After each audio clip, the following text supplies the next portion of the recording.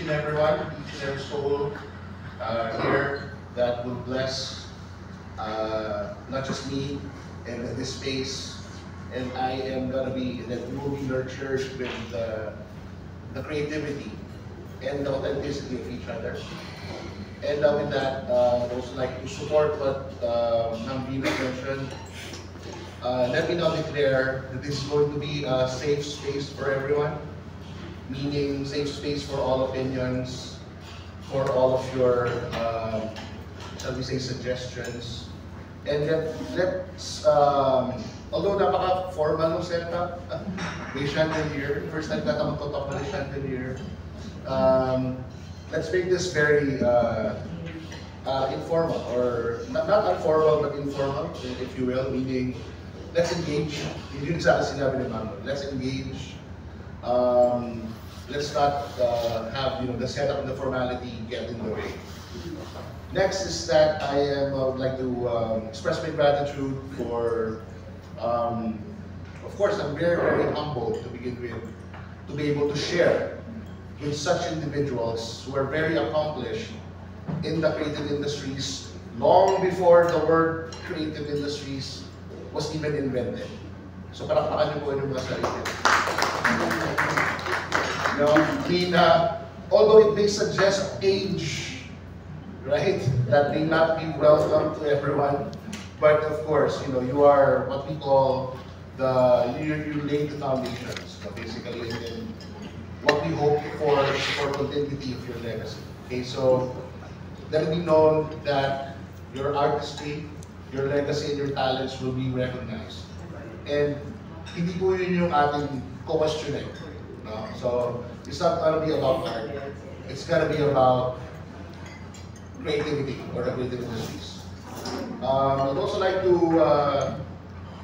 I'm also thankful for the respite that I'm going to have for the next 3 days out of the searing heat that we have down in Luzon, Laguna area where I came from. So, sobrang salamat kasi that's essentially my weakness.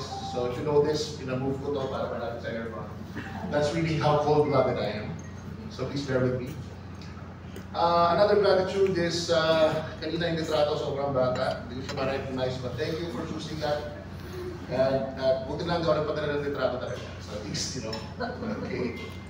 And then, let me begin with the story because I believe, not in coincidences, but I believe in what we call synchronicity. I think today, I might have made a significant achievement because the very first time I was in Baguio was April 11, 2004. Exactly 20 years ago.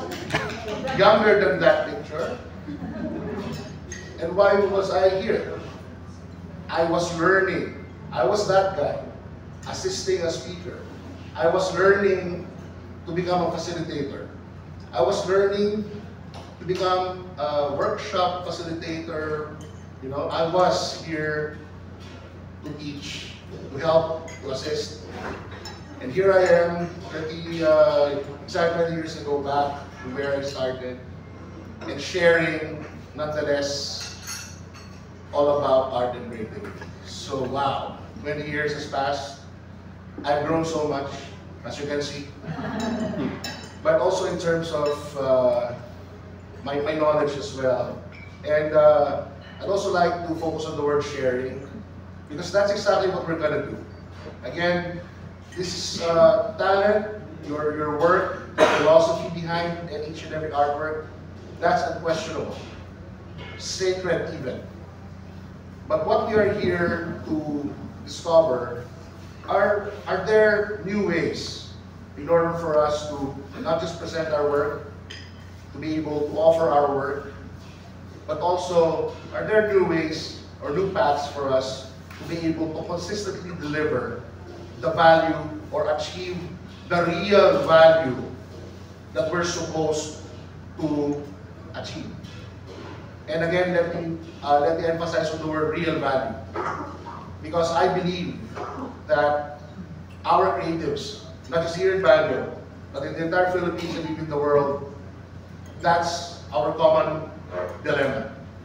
We're not really given the right value, we're not given the due award that we deserve. As you know, we're not just here to produce products, but what's our real symbolic value and purpose in this world, in this society. And I believe that, again, creative disruption, Imagineering, these are ways that will be able to help us. So, what to expect the next 2 days, or the next few weeks actually, is that number one, and this is the reason why Ma'am Venus is very excited, is that this is a kind of workshop that you will not just graduate and that's it. That you will just provide with tools, with knowledge, and that's it. We, Intelligence International, together with the CPCC, we are going to be committed with your work. And when we say committed with your work, we're committed in many ways. Number one, we will ensure that this is going to be marketable, viable, but at the same time it will maintain its integrity as an art form. Okay? Although all these things are really hard to achieve, but of course, that's why we're having this workshop anyway. We're going to be committed. So the next 2 days, all we're going to provide will be just tools for us to develop entrepreneurial mindsets, disruptive mindsets, so tools, exercises. But in the next few weeks, we will be engaging you online.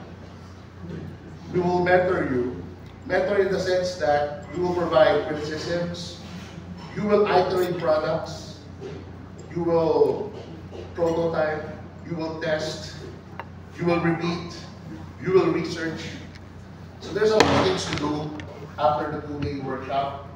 But the end goal is that we will have products that we'll be able to present to e-commerce platforms, be able to present in expos. And that's the reason why our colleague here, James, is here to provide also global insight on the products that we already have and its potentials. Right? And, well, Mavi's already mentioned, there will be something to look forward to in November. So, that's going to be part of the process. And this module is just the kick-off module. Another colleague of mine, Chino, is here. We will be talking a bit, just a little bit about technology. So, dati sabi nila, ang problema ng artist, hindi financially literate. Now, may isa pang demand. Hindi pa kaya tayo financially literate. Kailangan din natin maging technologically literate. Right? So there are a lot of things na nakapatong sa shoulders natin. But, that's exactly the point. That's why we're here. That's why we have the council. That's why we have you. And especially, that's the reason we need to come together. So, we will be encouraging kasi for the longest time, you're working with your own businesses, you're working with your own crafts, you're working as silos. That's how we term it, silos. This is already an era of collaboration. This is already an era of interdisciplinarity. Na mamaya makikita nyo, even with my own experience with my own studio, dinidisrupt na namin yan. Did you notice my title? It's Chief Playmaker. What the hell is that? It's even a disruptive title. So, I know of a company, a swimming company, who's doon ako na-inspire. Yung pangalan ng CEO nila, title, Chief Mermaid. Yeah? So the title itself, disruptive. It creates interest. It communicates a brand. So, I know that majority of us have been working in the traditional space. And again, there's nothing wrong about that. the question is, or maybe sometimes yung mali doon, is we remain traditional in the back end. You know what I mean?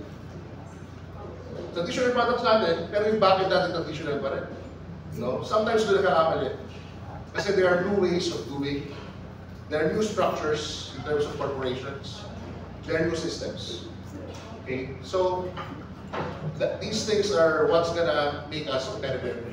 And that will lead us to the idea of, again, product development. And that's why we're here.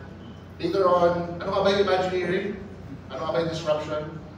But before I delve into that, I would just like to introduce this slide, or this topic. What we use product development is very simple. Okay, you just have to, technically you know this, but just have to brush through ano ba yung product development. So next slide. First of all, let me establish the reason why we need product development or why we need innovation. Okay, to begin with. Kasi we are in the creative industries, and this is the UK where the term creative industries began during the Tony Blair administration in 1997. So medyo bago-bago lang yung term. But technically, in the creative industries, you're already doing that, since time immemorial. Ngayon, gusto ko lang na ma-establish dito, ano yung need, ba't kailangan natin mag-innovate? Bukod sa, of course, alam nyo naman intuitively, na kailangan yung mas karoon ng maraming market, di ba? Gets na natin yun. Na, before I continue pala, you did, during the introduction, you also noticed that my course in the UK, it's called,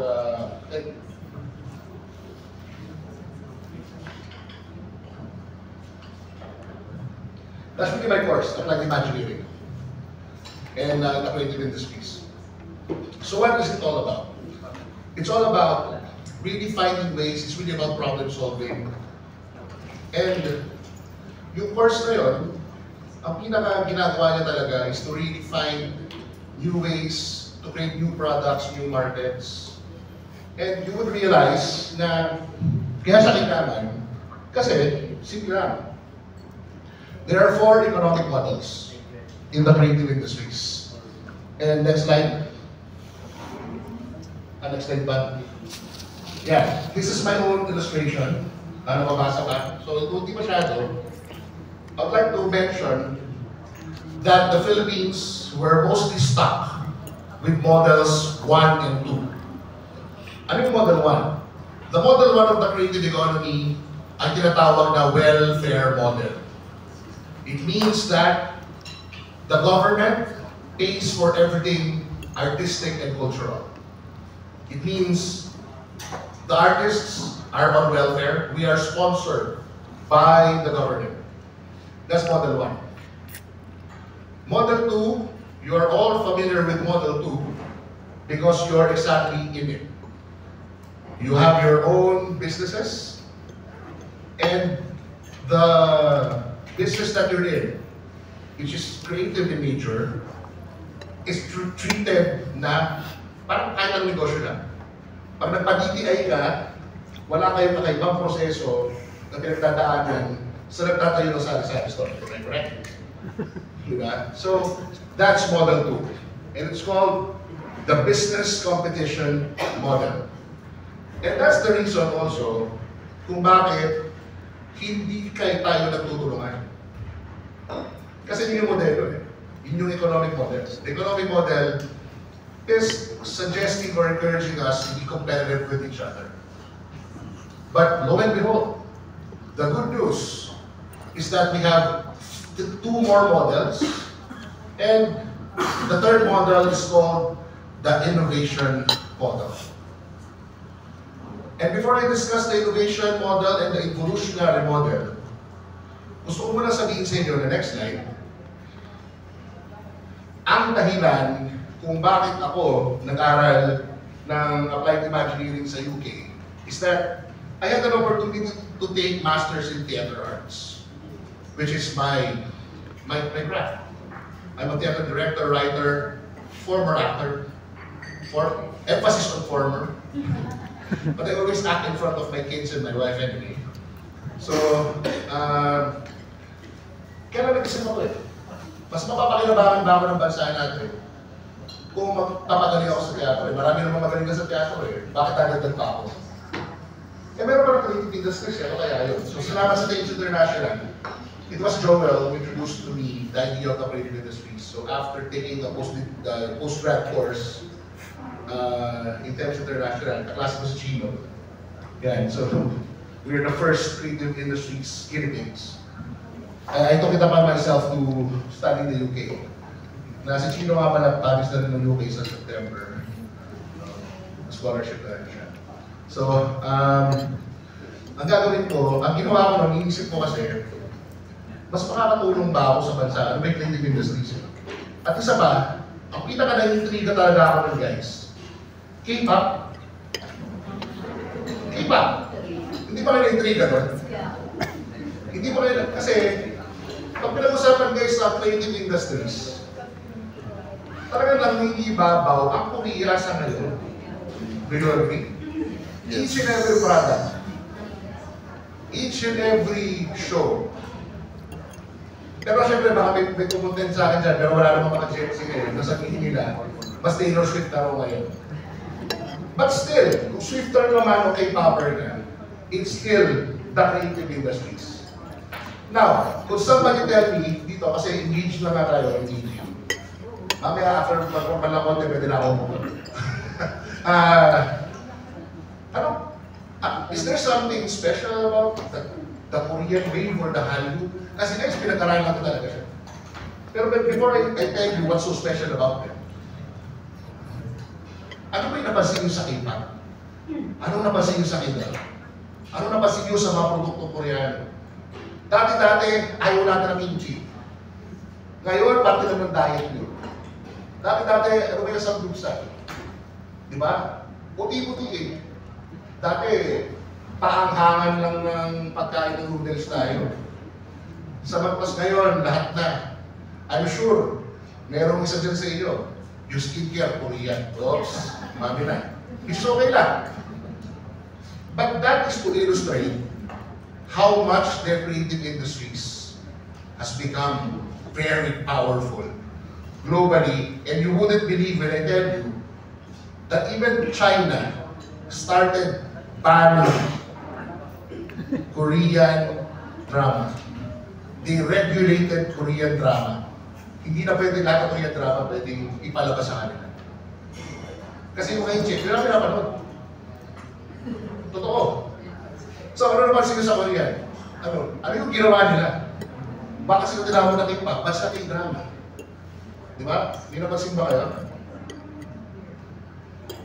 It's very disruptive, right? Pag tumingin ka ng isang K-pop, isang sayaw, isang dance number, ano makikita mo? Halo-halo. Kung may halo-halo sa Pilipinas yun, ang halo-halo ng performing arts.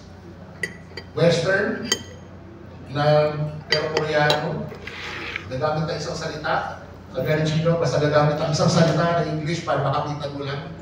Blackpink! Blackpink! Para lang yung maalala mo, di ba? So see, that is a product of innovation, imaginary, and creative structure. And hindi ko na kayo kailangan create mamaya malaman nyo na ganun pala yun. And let me tell you in advance, ganun ka-importante ang role nyo at ang role ng CBCC para magawa yun. Because if they can do it, remember Korea, they are poorer than us before. It's not so long ago. But now, look at them. Technology-wise, Samsung is so dominant. Di ba? Dalawa lang yan, kung hindi ka mag-iPhone, sa Samsung ka. Di ba? Dati, may Nokia pa, may ganito, may ganyan. Tapos sa Pilipinas, dalawa na lang pamimilihan mo. Kung hindi ka mag-iPhone, hindi mo lang sabihin Android eh. Samsung, may Android. Di ba? So, yan yung mga bagay na titignan natin. Ngayon, yun yung ibig sabihin ko sa innovation model. they innovated even their performing arts. Sari pakmakanta sila ng puro Korean, inaluan nila ng estetika ng Western, estetika ng iba-iba pa. So nag-ano-ano yung estetika nila to form a new product na tinanggap ng mundo. Diba? Yung K-drama nila. Diba? What's so innovative about their K-drama? Meron, hindi nila mapapansin. Pero yung mga techniques nila sa films, parang meron na, who's into film, by the way, may into film ba? Tataon ba ako? So, meron silang mga aesthetics eh. Diba? Samantalang tayo, sorry to say, kaya sinabi ko, ano tayo dito? We're here to address issues. Hindi tayo nag-criticize for nothing. We're here to learn. So, sana tayong disclaimer lang, kung saan tayo magkakapigunan. Kasi we're going to try to question, pero it's constructive. Remember, everything is constructive. Kasi, ang formula ng drama natin, ako kasi from a theater point of view, diba? Ano nangyayari? FPJ pa rin eh.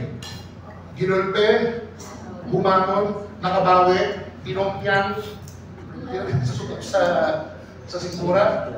You've never really grown from that kind of formula.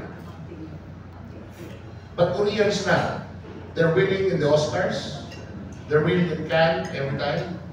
Again, this comparison, hindi ko sinasabi kasi mas magaling sila. It's not necessarily na mas magaling sila, guys. Kasi kung ako tatanungin nyo, probably nanood kayo lahat ng Parasite, yung movie na yan, Parasite. Because you were wondering. Di ba? Pero ako guys hindi sa pagiging ultra mga Pilipino ko, pero I would argue, mas magaling yung mga pelikula ni Broca dun sa film na yun. Kung depicting poverty lang mag-usapan, mas Dino Broca pa rin ako. Mas Ishmael Bernal pa rin ako. I would argue. Kaya lang, doon nga papasok ang creative industries. Di ba? Kumbaga, alam ng Korea yung market need. At hindi yun alam ng mga director natin ngayon. Na kung alaman, wala tayong kakayanan na mag-produce. But more on those issues during our open forum. But for now, what's important is that ma-establish natin magkilala product development kasi there are a lot of market opportunities available. Diba? So, ano yung sabihin nito? Hindi natin kailangan lang nagsuporta lagi ng grants. This is me to communicate na hindi dapat umasa lagi sa NCCA, hindi dapat lagi umasa. Because kailangan natin umasa first and foremost, hindi lang sa ating talento, kundi sa ating pagiging maningkali. Diba? Ganun din sa Model 2. Gusto nyo mas maging competitive tayo? Ando lang innovation model. Ano ang ibig sabihin ng innovation model? You need to be unique. You need to be innovative. You need to stand out. Dahil parang sa stand out ka na, papasok ka na sa tinatawag na Blue Sea o Blue Ocean. Kasi sa economics, sa marketing, may tinatawag na Red Ocean at Blue Ocean. Ang Red Ocean, yun yung isang parte ng ocean na marami nang nangingisda. Kasi doon alam namin maraming market. Pero, kagaya nga ng metaporang yun, may ocean na mas malaki. There's a blue ocean out there na hindi natin pinupuntahan. Kung sa Baguio, and again, I might be wrong. Majority ng products natin are aimed at tourists. Majority. So what I'm trying to say here is that, pwede tayo na hindi naman tourists yung target natin. Hindi naman connectors lang yung target natin. And we will have the capability, we should have the capability to target new markets using new products na pwede hindi naman malayo eh. Mamaya, by the end of the 2 days, magugulat kayo na yun palang product ko all the while. May market pa pala siya na hindi ko alam na market. dahil hindi natin na-research. Benta tayo ng benta dito sa market na ito, yung pala, meron pang 5 markets na pwede sa kanya, hindi lang natin alam. Kasi pagkakausap namin si parang James, no? So James, pag nag-usap kami, sa kanyang global outlook, yung kay Wangkod, napagkatato. Bigla niya nabigyan kami ng market eh. Mga gangster daw sa California. Dadayuhin daw yun ng mga mahilig pagtato from the US. Pero, hindi naman market eh. Kasi hindi naman natin alam. Di ba? So that's the point of what we're talking about in the creative industries. So, importante na malaman natin na may 4 na model. Now, to summarize, the third model is all about being innovative. At pag nag-innovate ka, pwede ka makakreate ng mga bagong products pa base sa luma mong produkto. Ngayon, ano kaya yung number 4? Ano kaya yung fourth model? The fourth model is evolutionary. Ito naman yung, okay, handa na kayo. Kasi matutuwa kayo dito. Pero mag-iisip din kayo paano. Ang fourth model, na evolutionary model, i-combine mo yung ginagawa mo sa isang disiplina o sa isang field na wala silang connection before. Na natin, na gets natin. Ano sa pwede yung halimbawa?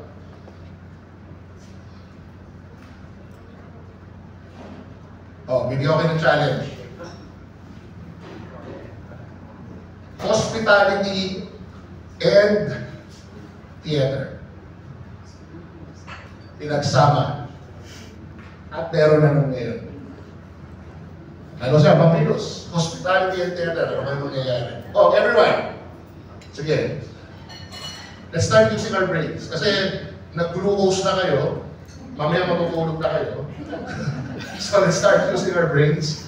So, pero bago natin pasagutin ang tourism expert. Kasi nasa hospitality eh. Ano sa palagay nyo mangyayari pag na-combine ang teatro at ang hospitality? Hospitality, we're talking about HRM, restaurants, hotel. Nag-combine sila. Diba? So alam niyo na kung bakit tayo mag-imagineering. So ngayon, kumbinsido na kayo kung bakit mag-imagineering. So ngayon, just to let you know, nag-masters ako ng 2 taon, yan, ang inipin-program namin araw-araw. Dati yung pro. Combine to. Bye. Babalik siya. Ano meron na? That's the discipline. Imagine the possibilities. Ano ang teatro? Magkasama yung teatro, hospitality. Ano mangyayari? Isang example. Film at ecotourism. So kung di siya maisip sa ngayon, pero sige, pasagutin ko na sa ibang virus kasi ngayon ang tayo lang mabalik. So ma'am, what do you think? Will be the economic model of the summer. Okay. No, I was just thinking about what you said.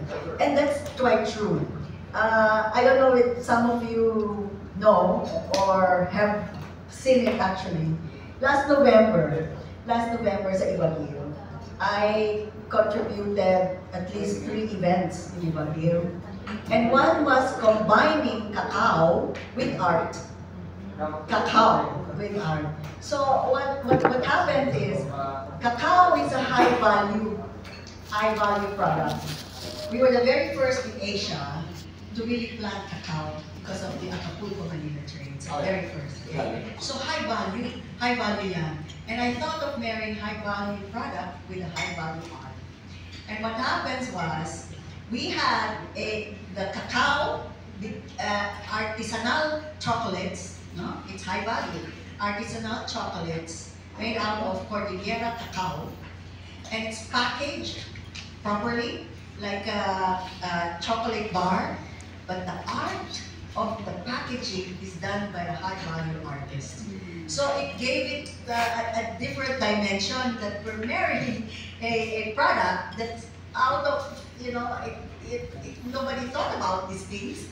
And then with the artist kasi nga creative festival. So that was the narrative. So I wanted to just share that because again, this is part of the imagineering. Yeah. You know, you imagine something that's not related, but you can do it pala and it becomes both artistic, creative, and valuable. It becomes valuable. And so now, those chocolate bars are selling internationally. So this is what I'm saying. Right, thank you so much. Diba? Kasi pag pinagsama-sama niyo yung mga yun, mayroong bagong value. Halimbawa, yung nag-theater pa, nanonood ng theater, necessarily mag-hotel. Di ba hindi? Not necessarily. Pero yung nag-hotel ba, necessarily mag-theater niya? Hindi rin, not necessarily. Eh pag pinag-combine mo yun, okay, let me tell you the concrete example. And it was produced no less than the inventor of Imagineering itself, Walt Disney Company. Kita mo Walt Disney. O, taas ang kamay ng pamilya sa Star Wars. Taas kamay. Star Wars, di nyo alam? Hindi Starbucks ha, hindi yung Starbucks na... Star Wars. Everybody's familiar with Star Wars. Yes. Correct? Ano nung ginawa nila? Meron tinatawag silang hotel na Galactic Star Cruiser, ang pangalan. Pagpasok mo doon, nasa loob ka ng spaceship. Yung interiors niya, nasa loob ka ng Star Wars. For 3 days and 2 nights, umaarte ka na karakter ng Star Wars. Pinili ka o kakampi ka ng mga mabuti o kampun ka ng kasamaan. Darth Vader. 3 days and 2 nights. Star Wars character ka. At ang mahal ng ticket. Sobra. Pero puno siya palagi. That's hospitality and theater na pinagsama. That's role-playing and hospitality na pinagsama. Di ba, nasa hotel ka, pero hindi ikaw, yung ikaw. Mapapanggap ka sa loob ng 3 araw. Nakaharakter ng Star Wars. Very interesting. They opened it last 2022. Pero alam nyo, sa creative industries, sa Imagineering siya, sa disruption, pangungunahan mo lang kayo. Kailangan makapalmuka. Kailangan risk-taker kayo. Kasi pag may nagawa kayo, kailangan panindigan nyo. Ngayon, nag-sigwento paano naging makapalmuka ako. Nung nagbukas yung Galactic Star Cruiser, nag-apply ako bilang director. Ako mag-direct niyan. May busy ka ba? Wala. Pag hindi ka tanggap, okay. Hindi tapos yung karir. Di ba? Yun. Pero, hindi siguro may visa ako. I would have applied. I would have applied as a Jedi. O pwede siguro akong robot. Bahala na. Or siya siguro, si, Jabba the Hutt. Okay na lang yun. Okay? But, what's interesting? Pinag-combine ko sila. Dahil ito yung takeaway, main takeaway ito. Pero more on that tomorrow. Yung hindi mo market, bawa ko na sa teatro, yung hindi ko market, na-marketan ko. Kasi nasa hospitality. Di ba? Naging market ko yung hindi ko market traditionally. Sino bang market ng theater? Di ba? Yung mga nanonood ng theater lang talaga. But because of that kind of creativity, kaya ko naman yung marketan yung hindi ko traditionally market. Because nagkaroon ako ng bagong product na na-create. At yung value niya, tumaas lalo. Kasi nag-combine. 2 separate fields, 2 separate industries combining together. Now, can you think of yung mga kombinasyon? Na si Ma'am nabanggit yung cacao art. Pag kinabit ko pa sa cacao art ang ecosystem, ang ecology, magiging na yung art. So, di ba? So in your case, pwede nyo pag-isipan yung mga products ko. Saan ko ba siya pwedeng dalhin? By itself? Saan ko ba siya pwedeng combine? Pero more on that later. So, ngayon, malinaw na huwag na tayo magsiksikan. Next slide, please. My message is that huwag na tayo magsiksikan sa Model 1 and Model 2. there's a huge wave waiting for us. Kaya nga tinawag na Korean wave eh, Hallyu. Waiting for us in Model 3 and Model 4. Model 3 pa na, mag-innovate ka. Model 4, mag-evolve ka.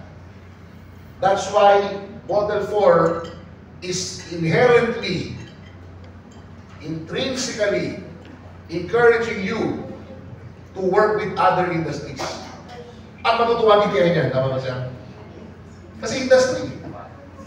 Kaya nga creative industries, wala sa CCT. Nasa DOT tsaka nasa DTI. Because artistry needs to fertilize. And I use the word fertilize other industries. Because of artistry, artists, creatives like you guys, kahit yung baguhin at gumawa ng mga bagong produkto para sa mga bagong merkado.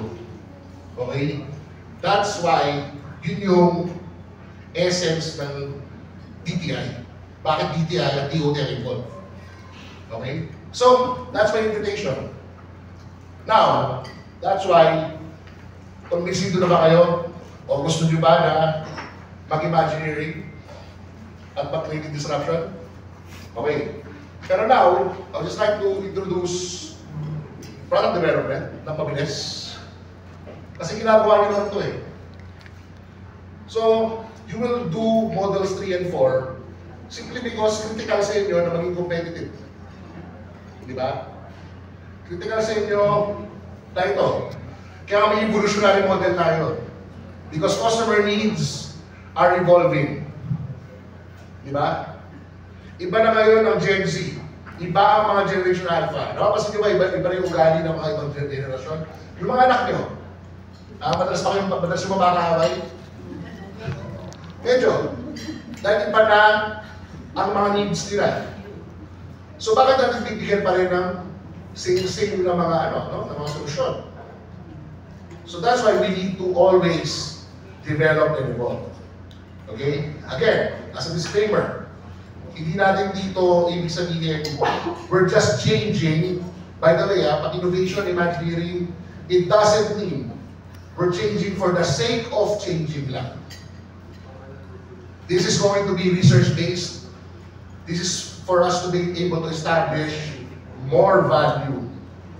Diba? Not just for you in terms of revenue, but more value to society. Diba? Para Facebook. Huwag tayo lumayo, Facebook, diba? Facebook ang magbabago din. Ano na siya ngayon? Meta.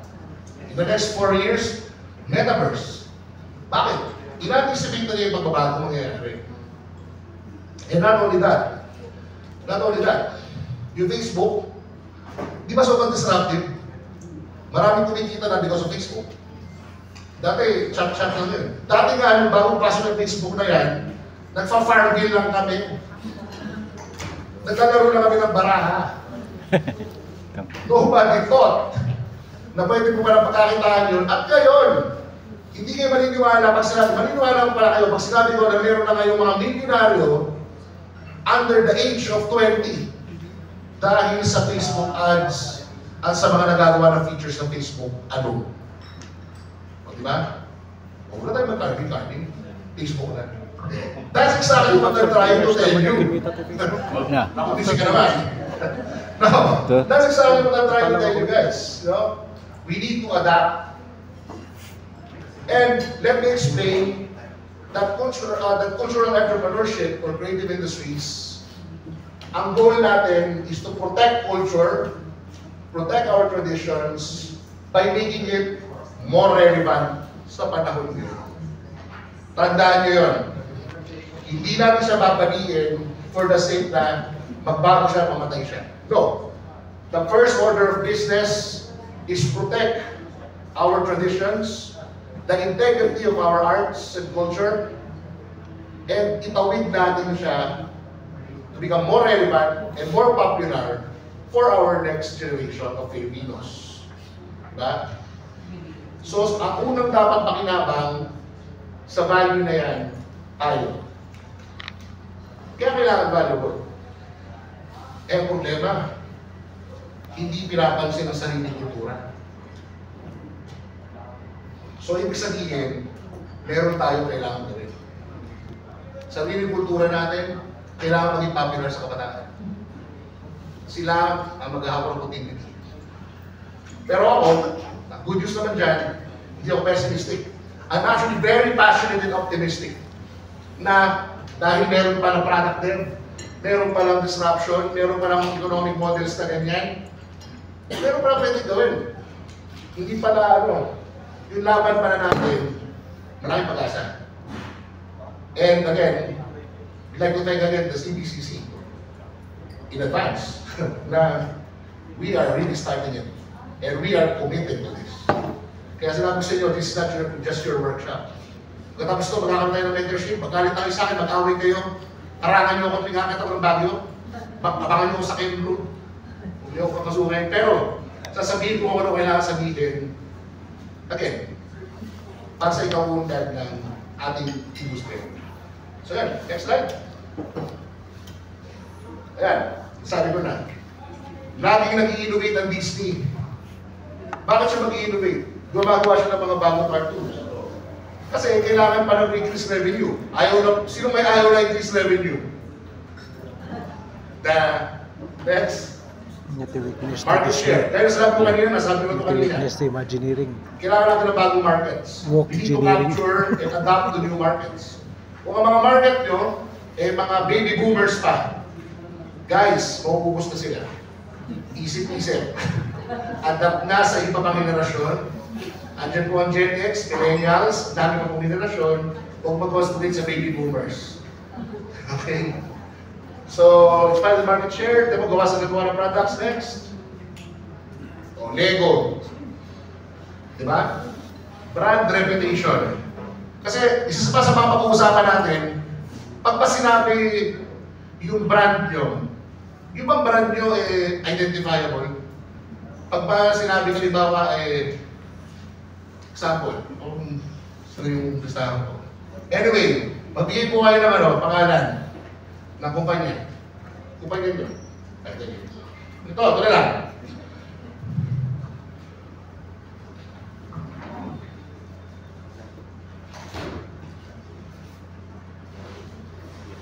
Wala ko lang makita. Sorry. Ito. Robbie Speak Woodworks. Robbie, sino yan? Oo. Hindi ko alam. Wala akong pumapasok sa isip ko. Basta alam mo na, nakita ko ng kahoy niya na mga produkto. Which is, yun yung sa akin eh. Pero ano ba sa Baguio, pagka sinabi yun, ano yung brand record? Meron? Baguio means. Sinabi yung Robbies. May brand record ba? Meron? Meron? Ano yung brand recall niya? Bago Doctors. Diba? O, yan, mga ganon. So, that's exactly what I'm trying to say. Kung kumustahin natin in this process, what's your brand position? Because the brand, the name, the logo, the colors, the products, they communicate something. Sino yung binibentahan nyo? Diba? Sino yung tinatarget nyo? Diba pag nakita ko, nakita nyo yung Lego, diba? Nakita nyo yung check. Ano yung check? Nike. O Nike, diba? Meron agad yung personality. So, ano yung personality ng mga products nyo? Anong personality ng Baguio in general? Diba? Baguio may branding sa sarili. Diba? Tourist capital of the Philippines, malamig. Yun ang branding niya, ever since. Kaya na tourist capital, sinasabi ko yung city.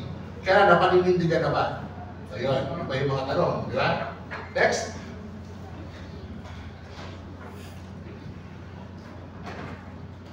Ano naman, I will discuss briefly before we go to our activity. Ano ba yung proseso? You will find out na pamilyar na naman kayo dito. So, bibilisan na lang natin. Number one process. Next slide. Siyempre, mga artist tayo, we think of an idea. Nagko-conceptualize tayo. Kaya lang, sa panahon ngayon, meron pa ba kayong oras na gawin yun o busy nila kayo sa paggawa ng mga existing products? Yeah? So that's why. Diba? Next. Kasi next na. Okay. Ito. Sorry. Market research. Go back one slide, please. Sorry. Isa na lang pala. Isa pa. For market research. Yan. Ito ginagawa nyo ba? Market research. Okay lang na hindi. Kasi marami talagang tamad gawin yan. Ang ginagawa kasi na, ito kasi talaga tendency natin eh. Gawa tayo product, okay na, benta na tayo. Totoo. Majority of us will be guilty. Hindi lang naman sa creatives. Lalo na sir, no? Sa common business. Basta makakapakasip ka lang, ito yung kaya kong gawin, ito gagawin ko. Ba't ako nalulugi? Eh, hindi mo pinag-aralan eh. Yung presyo mo, mahal ba? Alam mo ba kung sino binibentahan mo? Yung pala market mo, nasa Amerika, benta ka ng benta dito. Marami pong gano'n. There are a lot of case studies and you will be surprised. Next. Sige, next pa. O yun. Ito yung part na ng Imagineering. Kapag nagawa nyo na yung concept nyo, ang ginagawa nyo ba, nagpapalaki na kayo agad, nag-scale up na ba kayo agad? Baka naman kasi, nakita nyo na, o gumawa ko ng isa, pinupontuhan nyo na sobra, pinaparami nyo na agad. Tapos, 50 natin pupusin. Ginagawa nyo ba yun? Anong ginagawa nyo? Diba? Pag-aralan nyo muna. Para may pagkakataon kayo mag-adjust. Maglabas muna kayo ng mga samples, sketches, and everything before you proceed to the next one. Next. Next na. This is my favorite. Prototype. Based on my own experience, ito magugulat kayo ha. I have been selling prototypes. I sold prototypes for 5 years. Ang tawag ko doon, paid prototype. Hindi alam ng mga binibentahan ko, prototype lang pala yun. Pero ba't ko siya ginagawa? Ginagawa ko siya para hindi ako gumastos doon sa phase na yun. Ginagawa ko siya para hanggang pinaperfect ko yung product ko, kumikita na ako. Diba? Para yung R&D mo, mas maliit yung gastos. Paid prototypes. At yun, dadaanan nyo yun dito sa program natin. Diba? Hindi namin kaya mag-launch at lumipad sa moon na may product na hindi papasa sa amin. Yan, naman Venus.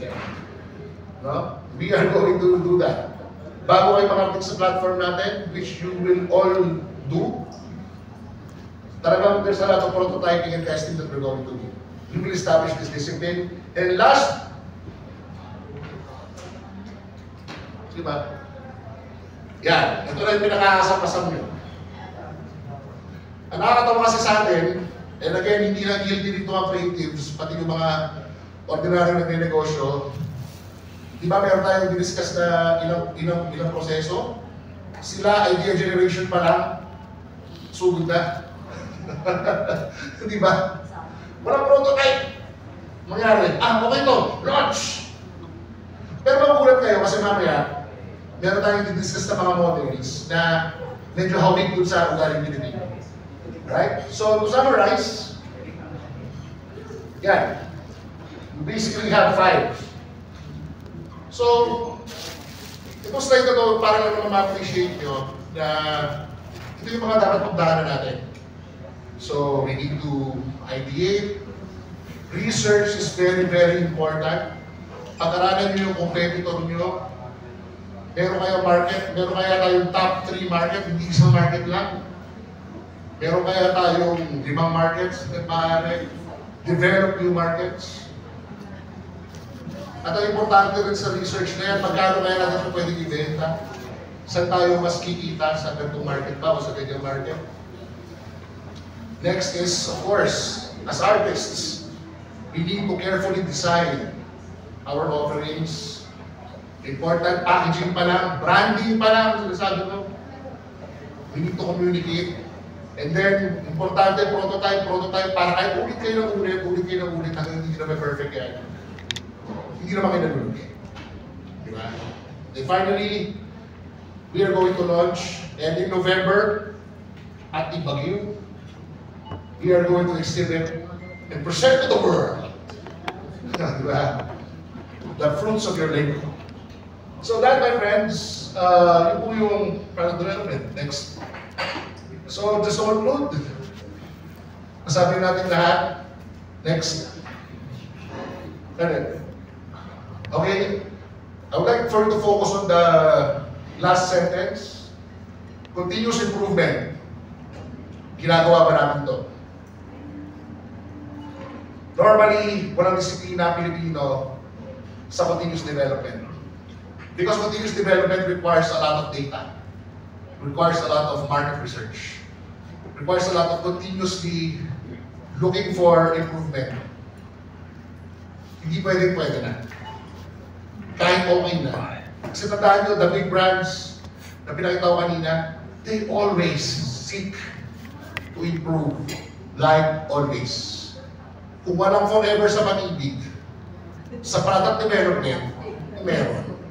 Tandaan niya. Yeah. So, we need, because market conditions are changing. Kakatapos lang natin sa pandemic, alam niyo naman kung anong ginawa nun sa ating lahat. Di ba?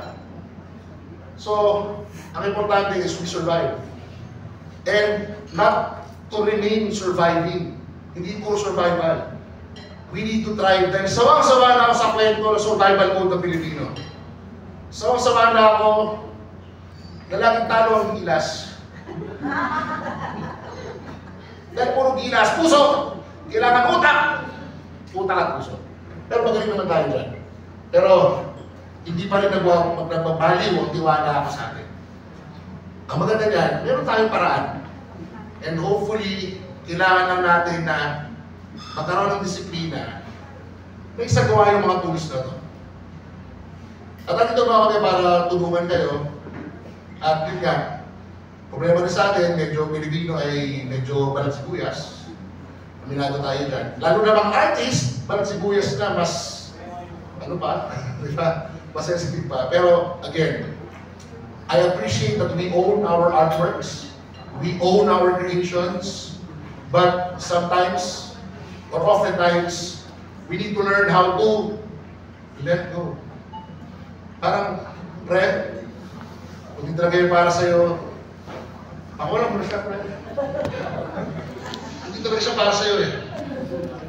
Parang, pre, nakakailang inuman na tayo tukol dito, pre. Ha? Hindi lang ako nalalasing eh. Ha? Pumunod na yung drama natin, pero let go. Wala talaga market, pre. Let go. Marami namang iba dyan eh. Kung gusto mo ako na lang. Alright. So yun, no? So, alam ko na ano yung mga importante to. So, in-emphasize lang natin there's a process. At saka, merong lugar para sa atin. Dahil sawang-sawa na rin ako lalo doon sa idea na walang pera sa art. Because that's not true. Not true. Diba? Hindi yan totoo. Kaya may creative industries nga. At dumating na tayo sa panahon, darating lalo tayo sa panahon na you can self-produce. Ngayon marami ng solopreneur. Halos walang team, puro AI ang gamit. Empleyado niya, lahat AI. Lahat robot. Let's see, puro robot ang empleyado niya. Pwera lang lang. Malapit na rin. Okay. So yun. At this point, meron ba kayong tanong, gusto i-clarify? Kasi siguro sa ngayon, i-part natin yung idea muna ng cultural appropriation at yung mga marami pang issues attributed dito sa cultural arts. Sa ngayon, medyo i-part natin kasi sensitibo talaga yan. Very important. Pero sa ngayon, isipin nyo na kaya kayo mag-innovate para lalo natin maprotektahan yung integrity ng mga sining natin at kultura. No? Kasi isip nila, binabago ko kasi nung ako dahil sa Korea, binabago ko yung ano. Sabi ko sa Romanian, bakit kayo mo model 3? Sabi ko sa kanya, Eh gusto ko sana Model 1. Kaya lang wala namang pera Pilipinas. Di ba sarap sana kung Model 1? Gawa ka lang ng gawa, sinusweldohan ka ng bansa mo. Eh di UK nga, hindi kaya yung Model 1 eh.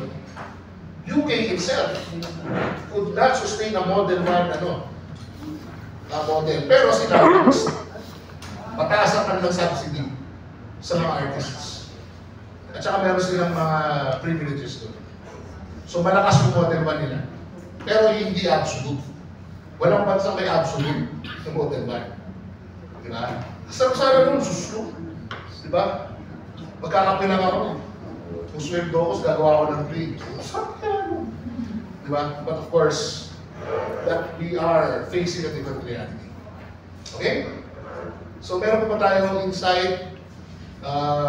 Kasi lalo na ngayon, nagkaka-glucose na. At tayo nagkaka-glucose na, lahat tayo tumayo? Tayo? Tayo na konti.